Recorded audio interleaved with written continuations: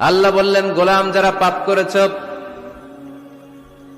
যারা অন্যায় করেছ, নিজের উপর নিজে জুলুম করেছ, লা তাকনাতু মির রাহমাতিল্লাহ, আল্লাহর রহমত থেকে নিরাশ হয়ে যেও না। লা তাইআসু মির রাউহিল্লাহ, আল্লাহর রহমত থেকে নিরাশ হবে না। ইন্নাহু লা ইয়াইআসু মির রাউহিল্লাহি ইল্লাল কওমুল কাফিরুন, কাফের মুশরিক ছাড়া কেউ আল্লাহর রহমত থেকে নিরাশ হয় না। ঠিক কি না? কি আশার বাণী, কি সম্ভাবনার বাণী।